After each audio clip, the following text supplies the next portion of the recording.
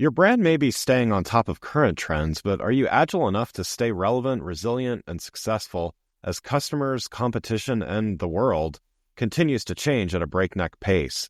I'm thrilled to share the newly revised version of my first book, The Agile Brand. I'm calling it The Agile Brand Revisited. It's been updated to reflect our continually changing world, and it provides 7 principles that form the backbone of an agile brand, offering detailed insights and actionable steps for incorporating them into your business strategy. This is the book that started it all, and I'm excited to share it with you. It's now available in print and digital formats and available everywhere. Learn more by going to the Agile Brand Guide website at www.agilebrandguide.com. Welcome to Season 5 of The Agile Brand with Greg Kihlstrom, where we talk with enterprise and technology platform leaders about the people, processes, and platforms that make marketing and customer experience successful, scalable, and sustainable. This is what creates an agile brand. I'm your host, Greg Kihlstrom, advisor and consultant for Fortune 1000 marketing and CX leaders and teams as principal and chief strategist at GK5A, and best-selling author, keynote speaker, entrepreneur, and agile certified coach. The Agile Brand podcast is brought to you by TEKsystems, an industry leader in full-stack technology services, talent services, and real-world application. For more information, go to teksystems.com.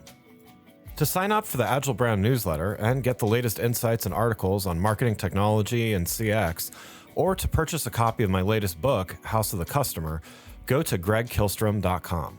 You can also find all my books on Amazon and other retailers. And now on to the show. I'm here in Durham, North Carolina at the 2023 CXPS, that's Client Experience for Professional Services Conference. Today we're going to talk about CX and professional services and some of the unique challenges and opportunities. To help me discuss this topic, I'd like to welcome Tammi Nagucki, Principal Marketing and Client Experience at Environmental Design Group. Tammi, welcome to the show. Thank you, Greg. It's good to be here. Thank you for inviting me. Yeah, looking forward to talking about this with you and enjoying the conference so far. Why don't we start by you giving a little background on yourself as well as what you're currently doing at Environmental Design Group? Sure. So I have a marketing background. That was my passion and what drove me into the AEC industry, sort of by accident, but getting into the marketing space made it seem a little bit more comfortable. As anybody who is in this space knows, it's a steep learning curve. So falling back on marketing was sort of an easy way to ease into it. But then shortly after being in this industry, I met Blake and Ryan at a Zweig conference and immediately became immersed in client experience and all things client experience. And with their help, launched our company's first client experience program about two and a half years ago. Wonderful. So we're going to start by talking a little bit about the CXPS conference, and then I'll talk a little bit more about your experience and in professional services and CX.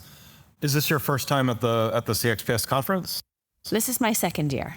Great. So what are you seeing, from maybe this year to last, like any changes or anything that you're noticing in the industry? It's funny. Last year, I don't think we would have even thought about talking about AI. And this year, it seems to be the buzzword that's popping into every session. Yeah. So that's kind of an indication of how quickly things are changing in our industry. Certainly, that's happening for everybody. But our industry tends to be on the slower end of adoption for some of those things. So it's exciting to hear people start talking about things like AI and wanting to be on the cutting edge of that. Yeah, man. God, anything else that seems to be prevalent or kind of popping up or even that you're looking forward to hearing more about? There's always some common themes that run through this conference. Communication is always number one. And from a marketing chair, that's what we like to hear people talking about is more and more communication is going to help the project experience and the client experience. But, with this conference in particular, we're really leaning on one another for ideas and how things are working and trying things out. And, what's working for one company might work for our company, or some of the lessons that I've learned can help someone else from tripping or something, that they're planning for the next year. So really, it's a lot about lessons learned for me anyway. The technology's great, but really knowing that I can take something back from this conference that I can immediately implement and know that it'll have a high chance of success is what's really important. Yeah, right. What are you looking forward to most this year at the conference? We're about like a day in, right? So we're kind of in the middle, but yeah. For me, this is my favorite conference of the year. And, I think that a lot of that has to do with the people that I meet when I'm down here. the group that was down here last year is, the core group is still here again this year. So familiar faces and friends that we met last year and reconnecting with old friends. In our industry, especially, it's built on relationships, which is why client experience works so well. So when we come down here and we get to experience more of those relationships outside of work, it's kind of nice. Nice. That's great. So let's talk a little bit about client experience and professional services in general. And so, on this show, we talk a lot about CX and related topics, but in across a lot of different industries. What makes professional services and CX unique? I think it's that long sales cycle. Some of our projects can last years. We're not talking months. Sometimes it's months, but a lot of times it's years. So really building that relationship with a client throughout that course of winning the project, working on the project, and then the follow-up, and then trying to get that repeat work. All of that relies so heavily on the experience that they're having during that project and the relationship that they're forming with the project manager and the rest of the project team during the course of that project. Yeah. So could you actually, for the audiences, could you talk a little bit about the kind of work that your company does, just to give some context there? Yeah, so we're a multidisciplinary engineering firm. So primarily the site and civil engineering side of things, but we also do design work, planning, landscape architecture. We touch a lot of different areas. Basically, we say anything that happens outside the walls of the building is something that we have our hands in, especially when it comes to site development. So, in all of those areas, those projects, from the moment that we find out that a project is needed, we're already talking about funding and getting all of the resources together to put that project in place and getting the team assembled and working with so many different stakeholders that, really makes it CX so much more important for what we're doing on a day-to-day basis. Yeah, to your point, I mean, those are definitely not weeks or months long projects, mostly, right? So. Well, sometimes we hear about these projects years in advance, but they're not actually going to break ground for a few more years out too. So we have a lot of time to prepare. There's really no excuse for us to fall down on not building those relationships. Before we continue, let's take a quick break. If you're like many marketing leaders today, you're inundated with a need to improve the customer experience across an increasing number of channels and touch points, all while ensuring your team is performing well, innovating, and continuously improving. So how do you find the time to determine what's next for you, your team, your brand, and your customers? My company, GK5A, can help. Whether it is advisory services, evaluation of marketing technology platforms and solutions, or digital agencies and implementation partners, or assistance with creating strategic roadmaps and prioritization of efforts, we've done it all and served as an ally to Fortune 1000 brands in industries like financial services, healthcare, consumer electronics, professional services, and more. You can learn more about these services and contact us at www.gk5a. That's www.gk5a.com. Now let's get back to the show. So, as you've mentioned, professional services, it's a very relationship-driven business. Yeah. Is CX as a practice a relatively new thing in your particular industry? It just hasn't been acknowledged as such, or what? Do you think there's a growing acknowledgement that CX is really important? How is this kind of growing and evolving in your industry? Yeah, so looking at it from a marketing perspective, we can look at the major brands outside of our industry. So you look at, like, we're staying at a Marriott. So the Marriott is a great example. Southwest Airlines is another one. So you look at the big brands and what they're doing. They've been providing experiences or experiential marketing for decades, and that's really what their companies are built on. And when I stepped into my role in the AEC industry, it kind of felt like cheating. I was taking ideas that were already tried, tested, and true in commercial brands and bringing them into the service industry, it immediately differentiates us in this industry. When we start applying some of those commercial brand B2C or B2C concepts for marketing into the B2B world, you're differentiating yourself. You're already jumping out ahead of your competition. Yeah. So from the client perspective, then, they've got a number of choices. I mean, you have competition, just like any business does. How do you, client experience, I would imagine the biggest differentiator is once you start working or even once you start interacting or whatever. How do you differentiate? How do you let potential clients know the experience they can expect before they ever, how do you get in the door, in other words, with client experience? Like, is it kind of like the tip of the spear kind of sales thing, or do you have to hire you to kind of experience that? I think that's an interesting question. And, for our firm, when we started talking about bringing CX into the fold. Yeah. Well, when we surveyed our customers and our clients, we figured out right away that we were already providing exceptional client experience. We were already doing a lot of the things that we wanted to continue doing because we knew how important they were. And the nice thing about bringing a formalized CX program on board was that now we got to spread that knowledge out across the entire company. Some groups were doing it exceptionally well. Some groups weren't doing it at all. And now we had a path forward. We knew what it looked like, and we could start applying it across the board. So how do you measure success in CX? In our industry, it's really easy to measure CX because it's all about return business. It's all about referrals. If we've built the relationship the way we thought we did, we're already getting invited back to the table for the next project, or we're being referred to other municipalities, other clients, other private, public clients to do work in the similar areas.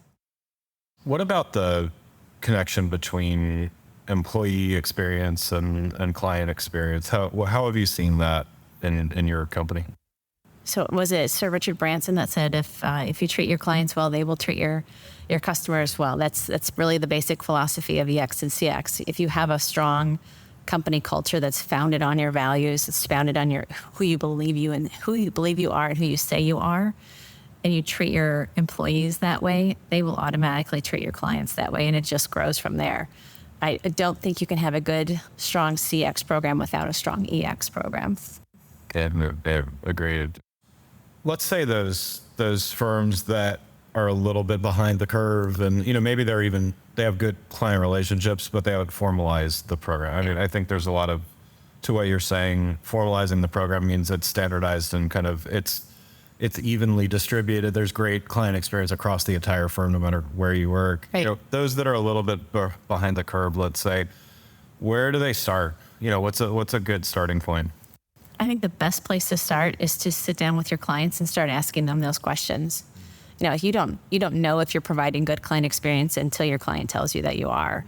And 9 times out of 10, you're going to find out that it might not be what you thought it was. You might think that you're delivering a great client experience and your client doesn't agree. So it's good to ask and find out. Yeah. And go from there. Yeah. Thanks so much for joining here. I've got one last question before we wrap up here. So in your firm, it sounds like you're, if we're on the maturity scale of client experience, fairly far along, and obviously there's always room for any organization to grow. But what's next for you? What do you see as the next stage that would be helpful to both the business as well as your clients? Yeah, I think most firms in our industry are trying to grow. That's our goal for everybody. And so growing means you're always adding new employees. Sometimes that's organically, sometimes that's through M&A. So you're bringing new people into the fold. So you need to bring them into that culture. You need to acquire those clients. You need to expand your role in CX. So I think it's an evolving process. You're always going to be learning more. You're going to be learning what's important to those new clients, to those new employees. So I think it's an everyday challenge, and it's something that you really have to stay on top of. I would recommend not doing too many initiatives at one time.